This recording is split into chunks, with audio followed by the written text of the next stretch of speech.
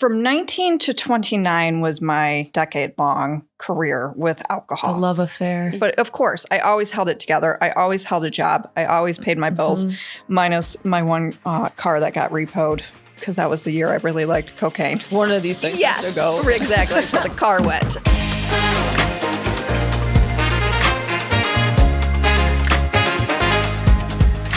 Hi, everyone, and welcome to Recovery Cast. This is the podcast where we share real stories about mental health and addiction recovery. I am your host, Brittany Baynard, and today our guest is Courtney Anderson. Courtney is a sober coach, podcast host, and author who's been alcohol-free since 2012. She's founded Sober Vibes and the Sobriety Circle, an online community helping high-achieving women break free from gray area drinking with real tools, coaching, and support. Courtney, welcome to the podcast. It's great to have you here. I'm so excited to be here. Yes. Thank you for having me. Yes, and thanks for coming on a Monday. Before we dive in, I would love for you to tell us if anything, or if people could grab one thing from your story. What would that be? That change is possible.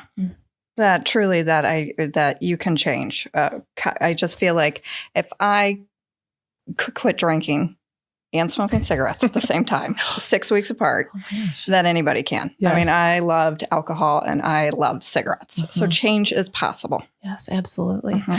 So take us back. What were your first experiences like with alcohol, and what role did they play in your life? Yeah, so my first experience with alcohol was to never drink alcohol because alcoholism ran in my family. Okay. Alcoholism, mental health issues, and it was very much of a functioning alcoholic. So I was never going to drink, never going to do that, right?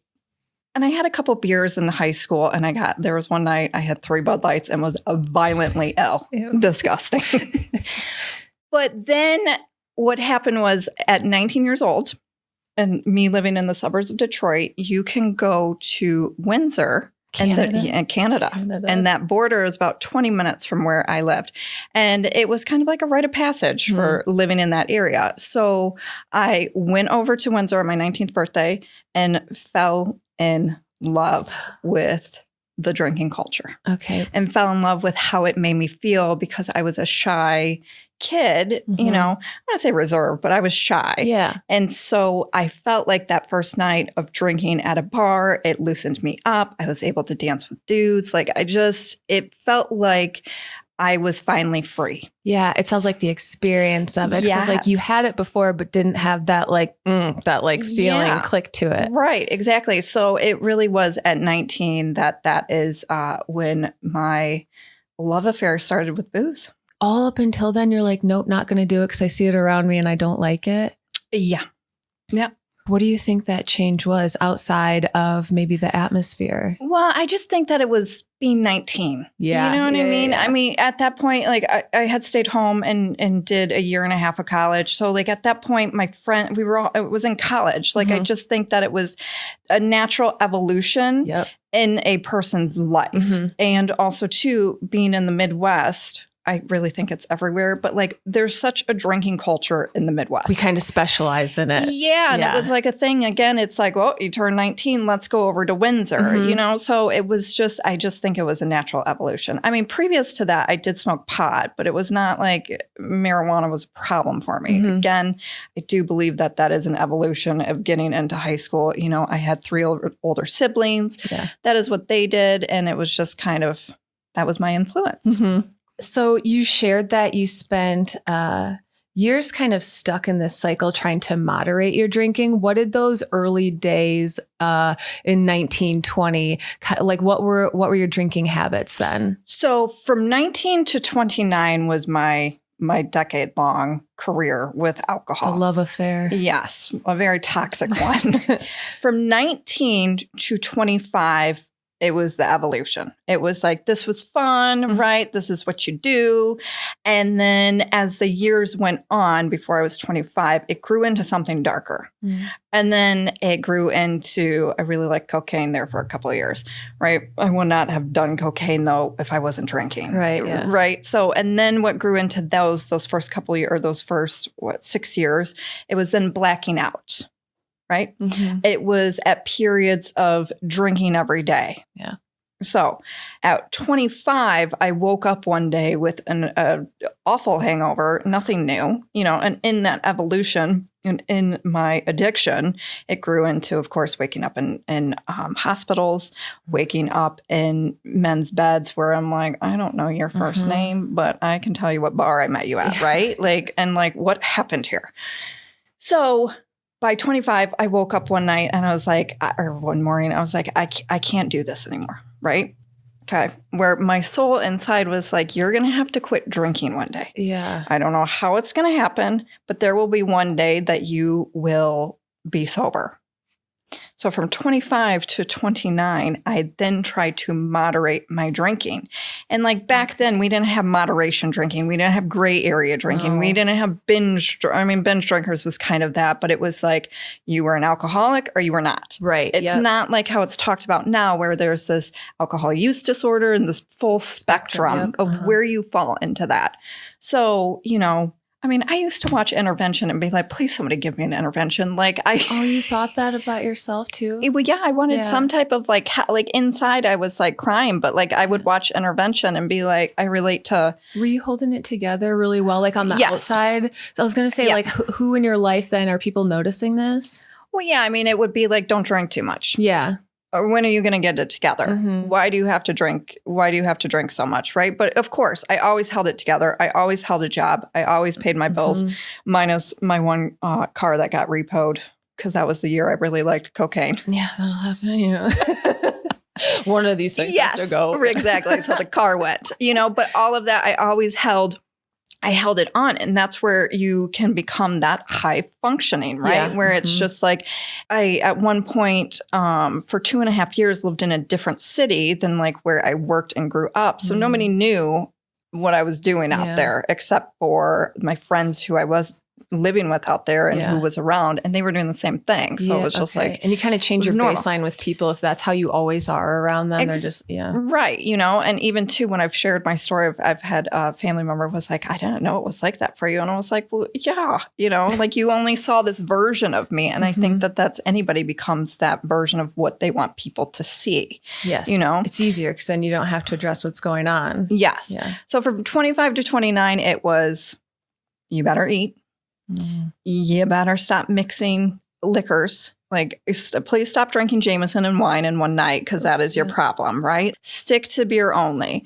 Great, you went a week without drinking. You don't have a problem. You can do this, patting yourself on the back, right? And then again, slowly always going back to how it ended from that time where I was like, I need to get this in check. Okay, I only drink on the weekends now. And then you prove it to yourself. So then you move that block a little further and a little further, and then it's boom, back to how it always was. And then back to bartering with yourself to keep the thing that's there. Right. Yeah. Right. You then spent 5 years. So at 25 is when you're like, I don't want to do this anymore, but it continues for 4 years. For 4 more years. Yeah, till I was 29. So what's that progression look like in those 4 years?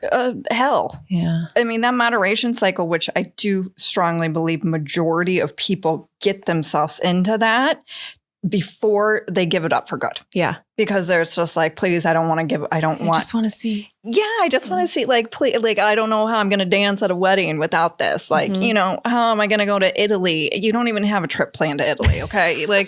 All of these things, the what if, it's what if you just tried this? Yeah, how am I going to have sex again? How am I going to date without getting loose? So from 25 to 29, it still was then, okay, continuous. There would still be blackouts, right? And there would still be wake up in the morning time with complete and utter shame. And guilt. Now, yes, because there was a specific episode that after 25, my hangovers turned to panic attacks. It was not just a little teensy bits of anxiety. It was full blown, I'm thinking I'm going to die. I will never forget my first panic attack. I was on a 3-day bender, cocaine, lots and lots and lots of alcohol. And this is the reason I will never touch a Mountain Dew. And if people at home are listening to this and it's yuck. I will never touch Mountain Dew, will never hit my lips because I had a Mountain Dew. And then I don't know, 5 hours later, I had my first ever panic attack where I had to ask my roommate, I'm like, you need to take me to the hospital. Oh I my feel like I'm gosh. going to die and have a heart attack. And she was like, please just take my Xanax. I think you're just having a panic attack. Some Mountain Dew. Like, right. So I go into this urgent care and the doctor was looking at me like, you're fine. Like, hooked up to the heart machine. But what I'm were like, you feeling in those moments? like 'Cause, I was going to die. I think he thought I was drug seeking, though, to be fair for him. Gotcha. Because, and then I believe at this, in the appointment, I was like, do you have Xanax you can give me? Like, I don't know what's wrong with me. So, you know, to be fair to him, Yeah. he just probably looked at me like a drug seeking patient. So. Is that the first time you had to reach out to a friend then for help with this? No. Yeah. Mm-mm. Well, no, for the panic attack, Yeah. yes. But yeah, for my drinking days, no. So yeah, so from 25 to 29, not every time was like that, but majority time it was like an 8 to 10. You know what I mean? Like Yeah. that's how tuned up it was. So in a day after drinking, laying in that guilt and shame, now then my hangovers are lasting me 3 days. Where then you bounce back to feeling normal, right? Yeah. So yeah. So then that makes you probably want to drink more so you just don't feel that way. Well, yeah. And then, well, on the third, I would never drink. Like I got to that point, like I was not then drinking to feel normal. I wasn't having hair of the dog. I would then go the 3 days, be a productive member of society for a day. Okay, yeah. As in like do Get it back. laundry. Yeah. Clean do laundry, clean the apartment, go to work. Like, yeah. And then the next day, the cycle continued. Sounds like a really familiar cycle. Yeah. Mhm. Okay, so then tell me how in August of 2012, the cat is something that helps you. Yeah, for sure. Get sober. Yeah. So August 18th of 2012 is actually my day one of sobriety. So August 17th.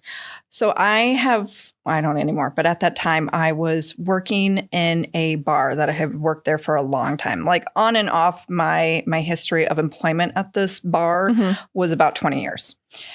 And it's a tavern because when I say bar, people are like, I mean, how could you? It was more of a restaurant. Yeah, like sports bar, what people would think. Yes, it was the best way I can describe it. It was a Cheers. Yeah, where everybody knew your name. It was the neighborhood establishment where it served great food and clean. Yep, good prices, yes, a big meal. Yeah, right. And at that time, great family feel. Customer service. So it was my last bar shift because then I had put in my notice. It was my last bar shift and I was transitioning into the medical field full time. So of course, my boyfriend's like, before I leave, he's like, please don't start taking shots right away. I was like, I won't. He's like, I know how this is going to go. Guess what you did? Correct. So I said, I won't. The next morning I wake up, my best friend is like, Court, you lost Fiona. We can't find Fiona. And Matt's pissed. And I was like, Fiona's the cat. Fiona's the cat. Yes. Matt is my boyfriend at that time. And I was like, yeah. Like I was still hammered. I was like, yeah.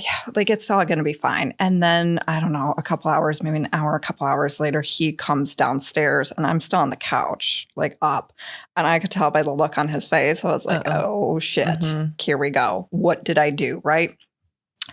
Come to find out, we had a sliding glass door. And so I smoked cigarettes at the time. So I went out and a complete blackout. And left it open and she bolted. This was the second time I lost this cat who, backstory, was a rescue cat that we found on the streets in like February 2012 in like the dead ass of a Midwest winter. He was pissed. He told me that I was threatening his life that night, like telling him I was going to kill him as I stood over our bed. Any of this? No. We laugh about it to this day. Okay. But for like those first couple of years, we could not laugh about that. Well, I could. He could not, So that was my trauma response, is to laugh. So in the 3 days, I'm up in the guest bedroom because this man's like not talking to me because I forced this man to take this cat in, which he was not a cat person, but like within a matter of 12 hours became a cat person. Stole his heart. Yes, Fiona stole his heart. And so he's pissed. And I am in one of the worst hangovers of my life. I'm laying in our guest bedroom, puking on the floor, like don't even care. 0 F's to give, just dry heaving on the floor. No bucket, no, just No. the floor will do. Yes. And in those 3 days, like of trying to search for her, and like, you know, there was 2 nights I was actually up very late, like trying, like being like, please, like I will be devastated if something happens to this cat. So I made a pact to the universe, and I just said, if I find her, like this is my sign to give up alcohol. Mm-hmm. So on the 3rd day, she did come out. She was underneath the neighbor's deck, which I checked there before. Like I checked. Mm-hmm. And this cat comes out. I'm in the back, and the backyard at the condo was like this kind of beautiful field and very peaceful back there. But you could hear the expressway. And in this moment, she comes out from underneath this deck. She's got cobwebs in her little face, Aww. like leaves, and she's a little thing. And she comes running out, and like at that moment, I couldn't even hear the expressway. Like everything went silent. It truly was one of those universe, God / movie moments where you're just like, oh, and she like runs up to me. I pick her up. She pees on me. Fine, no problem. She is safe, you know, and that was it. And I haven't had a drink since August 18th. So, oh my gosh. And Fiona is still alive today. Yay, kicking. Fiona. Yeah. And Matt is my husband. Oh, that's beautiful. So, I mean, we can have these like overwhelming moments of clarity, like, okay, this is the thing. This is my sign from the universe. But then how do you stick to it? Like, what are your next moves? Because those 3 days you're looking had to have been really tough. How do you then continue that choice? Like, this is it. That's it. At that point, it's like I had a constant reminder, you know, I had a constant reminder with me daily. Yeah. And she has been with me up until I came here yesterday. You know what I mean? So it's like a lot of people want to debate this one where it's like, well, you shouldn't get sober for something else. But it's like, but something's got to be the catalyst. And at that beginning, I did not love myself. That's the I did not love myself. Do you think I knew what self-love was? Yeah. That's very relatable because people are like, you should never do it for someone else. It's like, I think in the moment, a lot of people start for something else and then you find a way to connect it to you and to value you because that thing that you love is also affected by you. Yeah. And Matt at the time said to me, he was like, look, you can continue to drink. I'm not going to partake in this anymore. Yeah. He was like, it's too much. And he was right. He was right. So, and you know what? Robert Downey Jr. said it in one interview too, where he's like, some people just need that. Yeah. And I agree. It became something something more after about 90 days for me where I was like, oh, I can do this. Yeah. But it was the constant reminder of like looking into that cat's little soul and him and like, okay, what do I want my life to look like? Because this is going to not be here if I keep continuing that way. Did you end up going into treatment at all? Like, No. how do you, no. So what are the things, what are the tools outside of your love for the little cat and these reminders? What tools did you develop to help yourself stay sober? So I tried the 12 steps in the beginning. It was not for me. I could not connect with it. I had too much anxiety at the time and it did. I remember listening to a man's story, like the first meeting I went to, and I was like, how the hell am I going to stay sober for 10 years? So that was a little, That's a lot. Yeah. That's a lot to think about. Like, anyone a week? Yeah. Like I just lost my cat, sir. Like, I'm still in this shame, right? So it wasn't for me. So for me, that first year was a lot of white knuckling. I'd say kind of those first 2 years. But in that first year, I held on to gratitude. I just held on to every morning I would wake up and say, thank you for another day sober, right? I understood with the steps because again, I was sitting there watching Intervention. My addiction. Like I got it. I understood that there was help there, you know, and then plus two, give my mom a lot of credit. My mom, since I was about 7, my mom's always been open with her mental health issues. my mom was always an advocate for therapy. That's amazing. And I had been in therapy for years, years. And I always had that sense of spiritual side from my mother because she has that. So those first 2 years was a lot of white knuckling and just getting through it. And then I will say after that first year, then I started to develop me. In the sense of like that second year, I was like, okay, now I'm going to take on fitness and nutrition. Okay. Right? Yeah. That first year for me was just like, I'm not drinking today. And that is all I'm going to focus. That's the huge thing. Yes. That's the thing. Yes. Because nowadays it's like people want to take on like, I don't know, losing 10 pounds, gaining 10 pounds, whatever you need to do, wanting an 800 credit score, wanting to run 5 marathons in a year and then quit drinking all at the same time. It's too much. That's a lot of pressure to put on yourself. And then you feel like if you fail at one thing, you failed at the whole entire thing. Right. Like just focus on building up your new life without alcohol and realizing how much alcohol played a role in your life. Yeah. So for me in that first year, that is what I did. It's like, I am going to eat cupcakes. I am going to nap if I need to. I am not going to talk to the world if I don't want to. Self-care. Yes. Not knowing what I was doing. I actually, too, in those first couple days, Matt came home and he was like, what are you doing? I was on the couch Googling hobbies. Yes. What do I like? What do I like? What do I want to do? What do I want to try? Yeah, because all I knew was working and drinking for 10 years. That is what I knew what to do. Like there was no hobbies. There was none of that. So that second year, it was fitness and nutrition. That third year was then personal development. And at that time, then I started going back to therapy. I did participate with the 12 steps for a summer. And then coaching. I am an evolution of help when needed, so that's because you really do. When you get sober, you are a newborn baby insert the age you are. So there's a lot to take in and process. Your emotions are coming to the surface and then you realize like, oh, this is actually not about drinking alcohol. This is about so much more. Yeah. So what people grab onto so you don't have to feel those intense feelings. That exactly. All come up in that time. So it always gets harder before anything gets any easier. Yeah. But I think your original question was, it's like, what did I do? It's like, again, I just made it a day without drinking. That shit looked really ugly.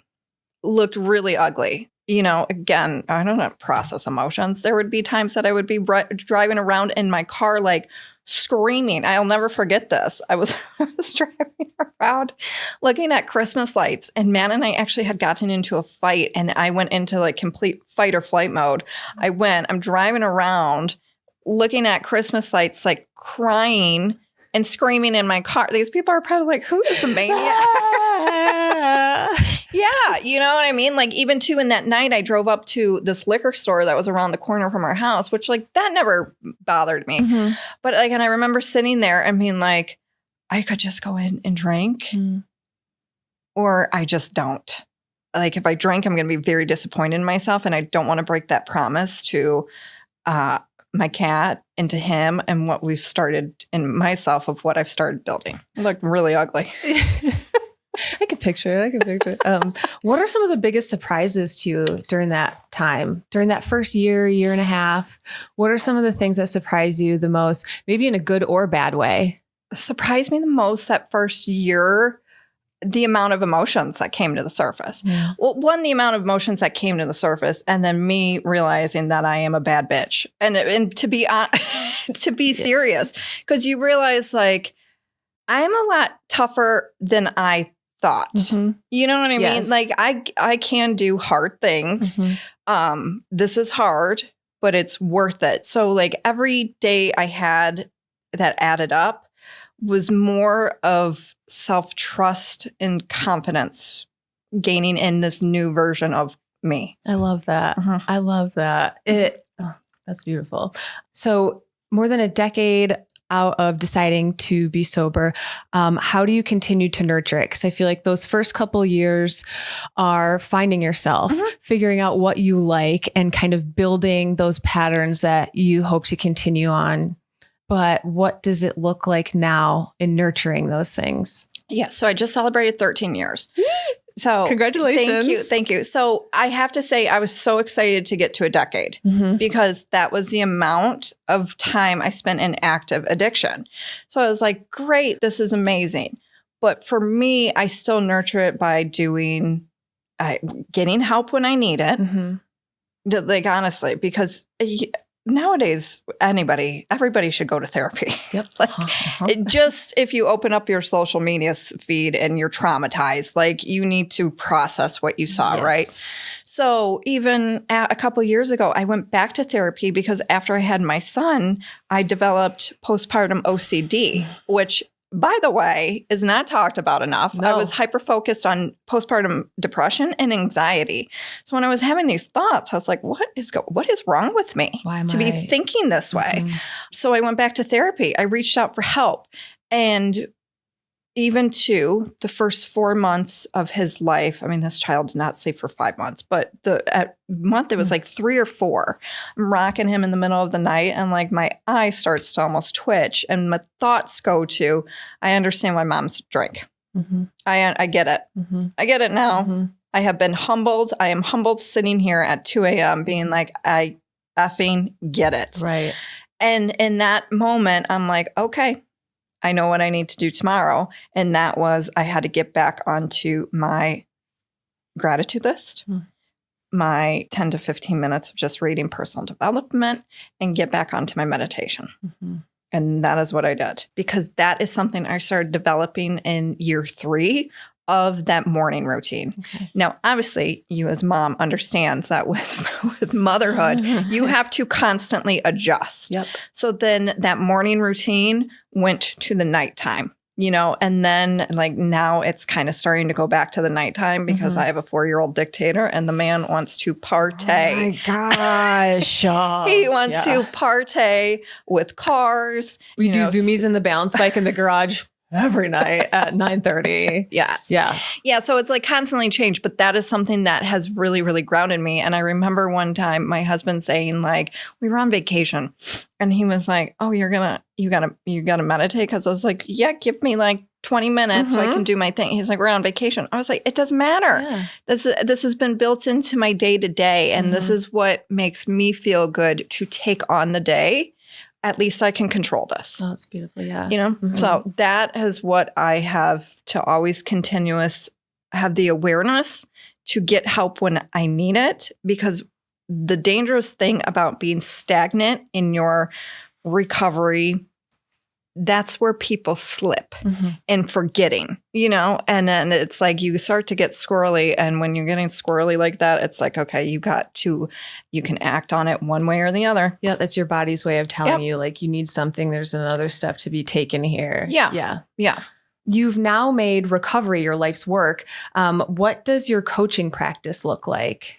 So my coaching practice, that was an evolution too. I did wait. It was important for me to wait. I didn't get into coaching until after I was 6 years sober, because especially in this space, this is very something personal to take on.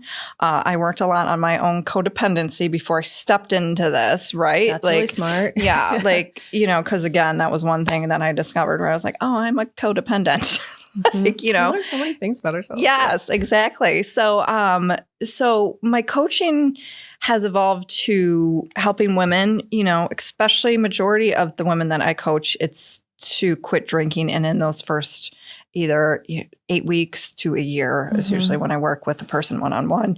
And it's really based off of them, because I'm a firm believer there's no one way to heal because it's so personalized. It's not one size fits all. Yeah. And everybody in people's personalities. I work with a lot of empaths and highly sensitive people. I feel like those tend to, it's a lot to feel constantly. It's a lot to be aware of everything going around, and you're either going to like grab something to make it stop or get extremely depressed and anxious. Right. And a lot of perfectionists too, because that perfectionist builds up within overtime because you were expected to be that as a child, because a lot of this goes back to who you were built up to be from your upbringing and, with the people pleasing and all of that. So it really, I like to give women permission just to be. And so then I like to work with women on like, let's check your schedule. Stop overbooking yourself. Because when you're that type of personality and those are the traits that are in you, like the codependency. Do you know how many times I've read Codependent No More, which is like the best book of all time? 5 times. Because when this stuff still comes up from time to time, right? You have to continuously work on it. So even too with women where it's like, you got to allow yourself some rest. You have to allow yourself you time before you give it all to others. Because when you keep giving, you're depleted. And then you just say, F it, what's the point? And go to the booze. Oh my gosh. Yeah. You sit there and like spin on this wheel. You can't fill up other people's cups properly. I mean, you can pour air on it, but that's all you've got left in you. You're running on fumes. Right. And it's really hard as a person, as a mom, as a parent to recognize that you can stop that. Like you can stop it. Continuing to do it isn't helping anybody. You're kind of maintaining, but that's not sustainable. No. And acknowledging to stop that before it makes you stop is super important.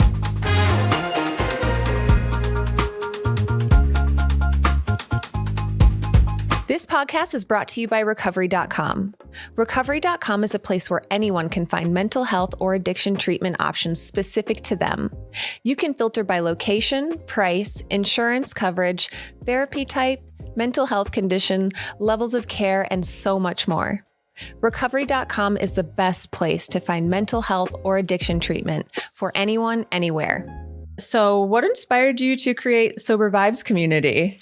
It was actually when I went to AA that summer. And previous to that, this was the rise of starting of like Facebook communities. Okay. I was in some Facebook communities. And at the time, it took me a while to conceive our sweet little dictator. And so at the time I was on that journey.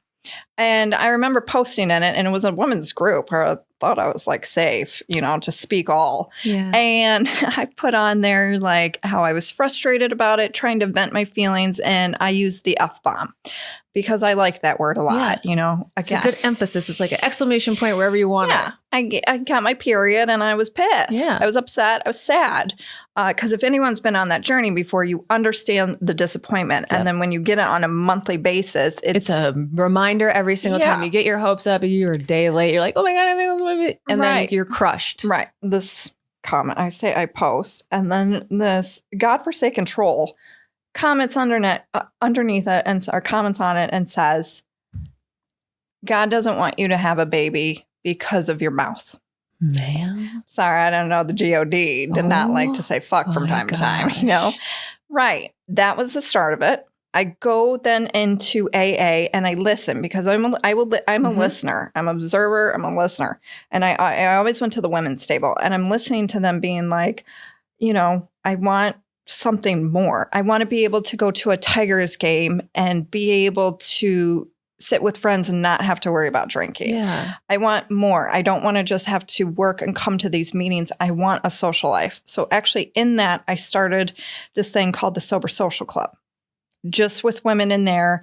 And once a month for a couple months, we would meet up. It got very difficult with people scheduling to like create an event. And then within that, that's then where I was like, I'm going to just take this online and do this more for women and empower their sobriety because we did not just get sober and this does not have to be doom and gloom all the time. Yeah, you didn't get sober to make your life better, to sit in a corner and do nothing. Right. And like you should be able to have the proper tools to go out and do some living, And I understand everybody, that's where this is all, it's so personalized because there are some people who can't go to restaurants where alcohol is served. And I respect that.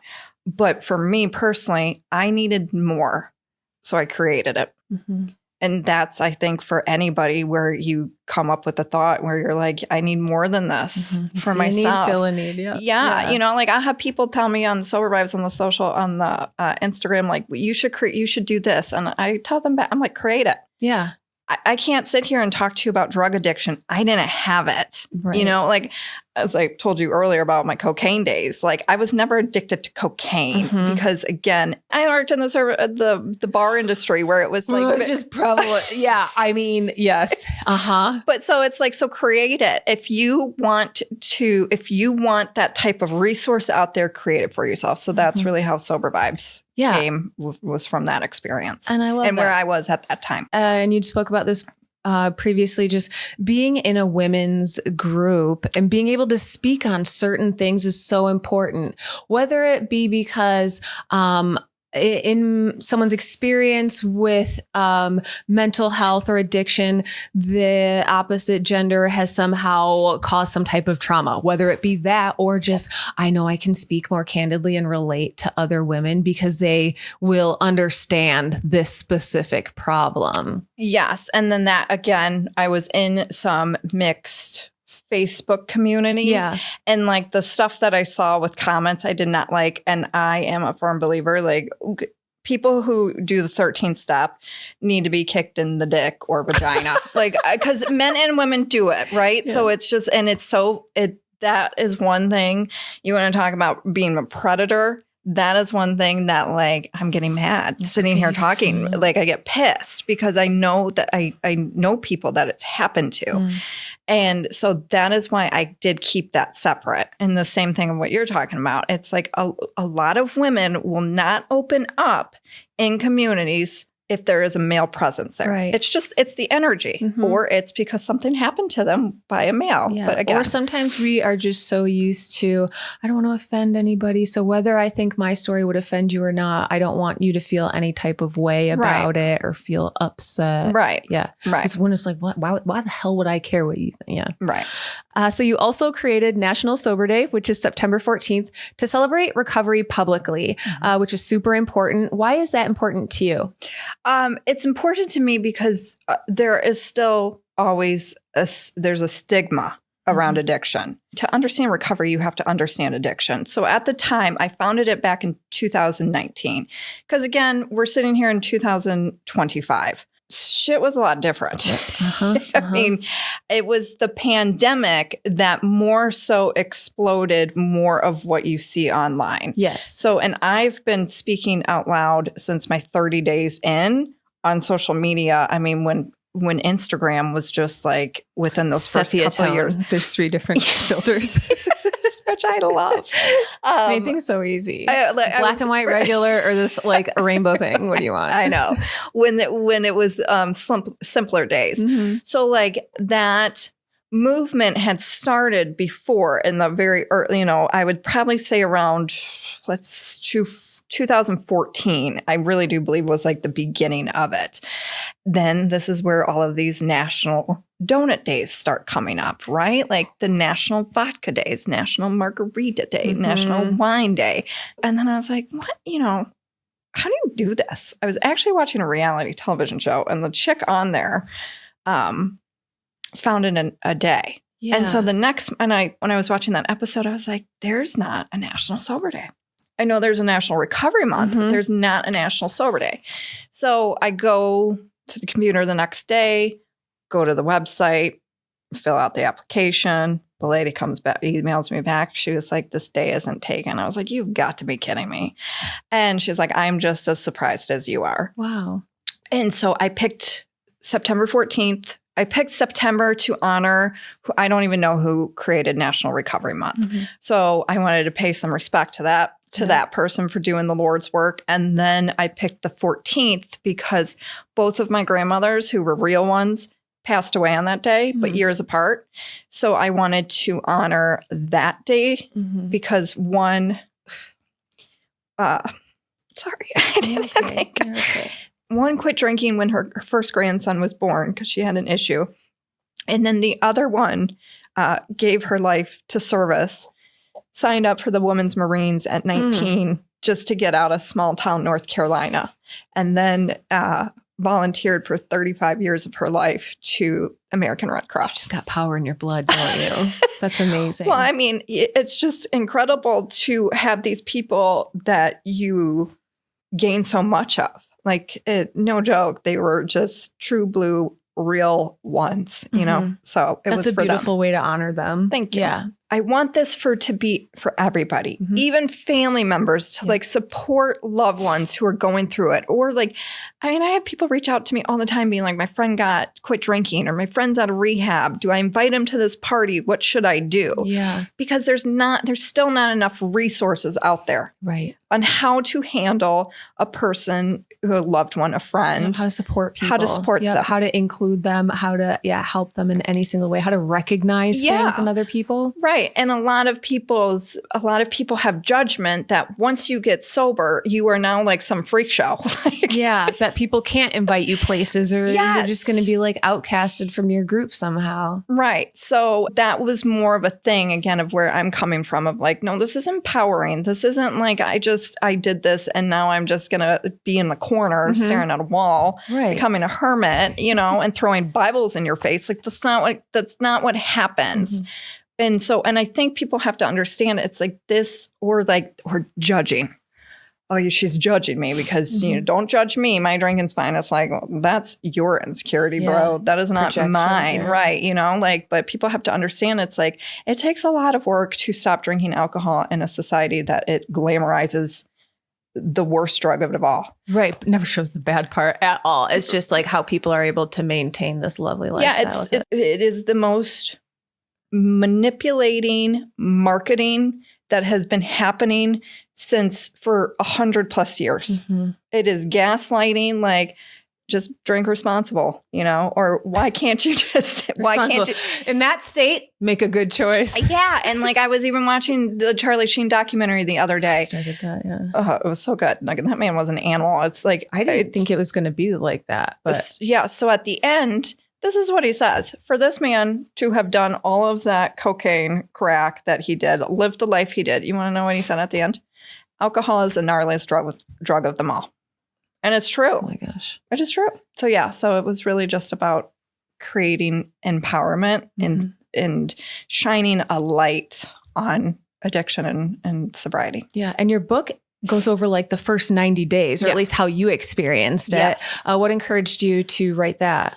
If anybody's in the book writing process, my editor's the shit. She said, she was like, write what you know. And like, Franny, you are a real one too. But she was like, write what you know. And I was like, okay, well, what I know and what I coach and what I speak upon a lot is those first 90 days, and even to kind of leading up to that, because there's different phases, from my opinion, about the process. There's the process of quitting drinking, the process of sobriety, where like then you add on like the consistent days. Yes. And then once you get that, then you get into emotional sobriety. Yes. So there's three parts of that. But the first 90 days, it's the hardest. It's the hardest because you don't know what to expect. You're like, should I go to AA? But I've been to AA. I've tried it. I don't like it. Am I doing this right if I don't participate? Am I sleeping too much? Like, why do I feel sad? Like, there's so much that is. Yeah, I think you do a really good job of bringing it up and talking about it on your podcast. So, yeah, I mean, what I like is the tips. These are just like quick things that I feel like people can relate to and apply in their daily life. Because we had talked about the shame and stuff, and you did start talking about it a lot earlier, but what encouraged you to then create a podcast to share about it as well? I did a podcast before, and then that business split. We went our ways, and I still enjoyed podcasting. Yeah. So, and I still wanted to do that because I liked it. So in February of 2020, that's when I launched the Sober Vibes podcast. So, but I do the tips because honestly, I think stories are wonderful. Stories are great. Somebody's listening to this, it's going to be like, I recognize what I feel this, right? However, you need these simple tips so you can take it on and to take action. My story is not going to get you sober. Taking a nap and not overscheduling yourself if you need to in one day is going to help you get sober. So like, that's why I just want people to take action. And too, when I wrote that book, there's a lot of stories out there. But in these stories, it's like, okay. And what I've heard from people, it's like, well, I've read all of these books, I've listened to all of these podcasts, but I still can't get it right. Mm-hmm. It's because you're trying to do what she did or he did. You're trying to reach this end part instead of like, you don't have the tools, Yeah. the steps in the ladder. Right. Yeah. Right. So like take this and add on to it. Like I'm not kidding when I say, if all you do is please brush your teeth for the day and like not drink, if that is all you did, you are doing the most. You're doing magic for yourself. You really are. You are living life. Yeah. Okay. But like, because it's so easy now to think like that you need to be doing all of this stuff because you are at day 2 of sobriety. Mm-hmm. No. Don't put all that on you. Nope. That's too much. Right. Exactly. What's the first thing someone should do if they want to stop drinking, but they're a little bit scared of, they don't know where to even start? Yeah. This is always my disclaimer because, again, you and I sit here and people are listening. I don't know how much people are drinking on a daily basis. Yep. And alcohol, if you withdraw from it, it can be deadly. So please go talk to your doctor first about withdrawing from alcohol. Because if you are like me, I lied when they're like, how much alcohol do you drink on a weekly basis? I'm like, 2 drinks. And it was like 30, right? So talk with your doctor about withdrawal, especially if you think that you need that. But really where to start is to not drink that day. You just stop thinking about where you're going to be in 30 days. You need to just not drink that day. And in that decision too, it's like, because I'm sure a person woke up and is like, I feel like garbage. Like before you not drink that day, ask yourself, how do you want to show up in your life? Because that relationship with alcohol, especially for women, gets worse because age is not our friend when it comes to then our second cycle dying and going into perimenopause and menopause. And that too, going back to the men and women thing, that's where this is completely separate with men and women. And it's the tale of oldest time that women deal with periods and hormones for 30 plus years. Right? And like, that is a big, huge component. And so you need to ask yourself, how do you want your life to be? And like, are you good and tired? If you are good and tired, then that day, don't drink. You know, and then you don't need to figure it out that day of like all the help you need. It's like you really have to kind of do your work and see what's going to properly fuel and fill your soul compared to maybe what your neighbor did 45 years ago. You know what I mean? Like that's where it's like, and for me, that's what I've always done. I just have kept my blinders on in this area and have done what's felt good for my personality type. You know? So definitely ask yourself, how do you want your life to look? And don't drink that day. And then the next day, get up and do it again. And then maybe that day you start crafting at around that witching hour. I'm just giving an example. Okay. Or like you start going for walks around that witching hour. And when I say witching hour, it's the time where you would drink alcohol. Start filling that hour with something healthy. Even that's just you sitting outside on your stoop, reading a book. Finding ways to set yourself up for success. And then the next day, you know, maybe you call that therapist or maybe you walk into that room and just listen, you know, just listen. I mean, with your therapist, you can't really do that. But if you walk into those rooms. I've been told to just listen. You know, but and even too, like in my book, I say it as well. It's like, if you're seeing a therapist, get honest with your therapist and tell them you have a drinking issue. And if you've told this therapist you had a drinking issue and he or she did not listen to you, then get a new therapist because that's a thing where these patients are being dismissed. Along with like not being truthful of the consumption or whatever it is that we're doing or what we're struggling with. Sometimes you go in and the practitioners or whoever are not recognizing the signs. When someone's like, I'm not sleeping, I'm losing weight, I'm having trouble with this, and this. And I'm like, have you tried water? And you're like, I think people need to do a better job. Like some people are advocating with the words that they have and not being heard properly. Right. And I would just like to say this from my experience, because when I went into the medical world, I worked in a pain clinic for many years. Nobody is coming to a doctor or a therapist and making up that they have a drinking issue. There might be other things that are not honest, but nobody would step in and say, I have an issue with alcohol. I'd love to dabble with however this looks for the next few years. I've got time on my hands. I know. And like, I joke with it, but it's like, that is nobody is making up that they have a drinking problem because, there's still, again, a lot of shame of like, why can't you drink like a normal person? And to be honest, I feel like people who can handle alcohol, there might be something biologically wrong with them of how they process it. Yeah. I don't know if there's a normal consumption. No. Yeah. No. What's the difference between sobriety and warning signs of too much drinking that someone would be ignoring? I think, those warning signs, again, are going to be really personal. It's like, how do you feel? Yeah. Because, again, if you're waking up in the morning time and your soul's telling you, like, I am a person who should just not be drinking alcohol. Like, this is not sitting with me anymore. I have anxiety. Like, this is holding me back because alcohol keeps you very small. And if you're drinking too much. Yeah. Listen to your body. It's because again, at my inner soul was telling me to quit at 25. And I do believe that anybody with a problem, they know it.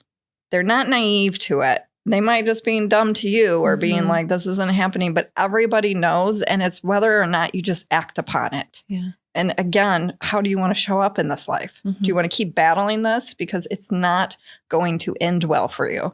Even if you are high functioning and nothing has happened to you yet, it will. It's just going to look different. And it might not happen to you until 20 years down the road. But you don't need to wait for that. Well, exactly. And where you're having some type of cancer diagnosis. Yeah. And maybe that cancer diagnosis really had to do with all the drinking you did. You know what I mean? So like it will come out somehow. Yeah. You don't have to hit some like typical under the bridge rock bottom, like homeless. It's kind of just wherever you decide to stop digging is where that is your bottom where you just get better and build out of it. And I'm a believer too of the rock bottom moment is when you're done with it. When you finally say you're done, again, I woke up in hospitals. I woke up in jail. I woke up in awful situations. And I wasn't outwardly, done. Yeah. A lot of things are like, but the cat, it's the little things. Right. But at that time, I felt like an 80-year-old, not 80-year-old we see nowadays. I'm talking like the 80-year-olds back in the day. Like I felt like an 80-year-old at 29 where it's just like, I can't do this anymore. Yeah. You're just done. Yeah. So someone made it to the end of this episode and they might be thinking, okay, this is great for them, but like, what about me? What do you want them to know? That if you're good and tired, it's time to take it a day at a time. Again, this is coming from somebody who understands. I have connected myself so well with what that feels like. Like I have been asked through the years, would you ever drink again? And it's like, no, I do not have it in me to do another day one. Like it's not easy during those, first couple days, first couple months, but it does get easier. And I was a person who I never thought I would live without alcohol. And here I am. I was a person who didn't want to live a couple times and made attempts to not live. And now I can't even think about the possibility of not being on planet Earth. So what are your favorite parts about life and sobriety? Now it's my son, because he was a conversation, especially in those first couple weeks, maybe those first couple months with me and Matthew of, we're doing this too for the future of our children. We don't want our kids to grow up how we did, because alcohol for these children, it becomes the other family member who's way more important to the actual family members. So for now with sobriety, it's just like he's a gift. And like, thank goodness I have been sober through my motherhood journey with him, because his childhood is my motherhood. So it's just like I'm giving him that stability and breaking that cycle for him. And that he's like, I don't know what's going to happen as he gets older, but it's always going to be an honest conversation. And like, honestly, and sitting here with you and talking about this and like being in Madison, Wisconsin. So, and just the people that I've been able to meet, but like not hungover. Still on Sundays, I'm grateful for waking up on Sundays and experiencing life. Yeah, experiencing life, going to new restaurants and being like, oh, this is fun, because your definition of fun changes in life, and like seeing like the blue sky. Yeah. You know, so I'm grateful I'm just grateful for sobriety, because how I always wanted my life to be in that active addiction, I'm living in it. And it was because of that one choice. Thank goodness for my sweet little Fiona and Matthew. Oh, I can tell you practice gratitude. Yeah, every day. Yeah. Every day. I do my little shower cries sometimes. Oh, they're the best. Like, I know, right? And a lot of those are gratitude. I'm just so grateful. I'm really grateful. I have a lot to be grateful for. There are so many hard days. I still get panic attacks. I cry in the parking lot. I'm just like, what am I supposed to do? But like, there are so many things I'm also really grateful for. And I feel like I hear that coming from you. I hear the gratitude and so much that you have to talk about, and your view of the world. I think it's beautiful. Yeah. Thank you. Thank you. Well, and that again goes back to just on that day, that after day 2, you know, of just like, maybe day 7, you know, because those first 3 days I was dry heaving on the floor, but like of just like, okay, I'm thankful for another day. I'm thankful for another day. And then in time, that's instilled in you, that you don't even have to say it. But still to this day in my gratitude journal, I write out 5 things I'm grateful for. I don't overcomplicate it. Today I put like sleeping in, going to do a podcast, you know, like that kind of stuff I did. So the gratitude really does help, especially when you've come from such a negative place. Because even if you were a person who was high functioning and doing your gratitude and drinking green shakes and, you know, to go into your Pilates and all of the jazz, putting alcohol on it does deplete you, and it brings you down. It brings you down. On a spiritual level, it completely numbs you out. It brings you down, and it starts making you look at the world a little bit darker. Thank you for sharing your story. This has been amazing. I would heavily encourage any women that are sober, curious to join your community. I think it's a great place for women to come and be able to speak openly. Also, just sharing stories and tips help reminding and like grounding people in those moments where you feel like maybe I haven't had that connection to a sober community in a while. That's something you'd really enjoy. Yeah. And thank you so much for joining us today. I want you to tell everyone where they can find you, how they can follow you, where they can get your book as well. Yeah. So my book you can get on Amazon, Barnes & Noble, and you can check out my website, CourtneyRecovered.com. I party most on Instagram out of all the social medias. Instagram is my jam. So at Sober Vibes or at Courtney Anderson, you can find me. And then my podcast, Sober Vibes, which you can find on all the apps, and then YouTube. You can find me. Yeah. I'm findable. She's all over, seriously. Thank you all for joining us. We will see you next time.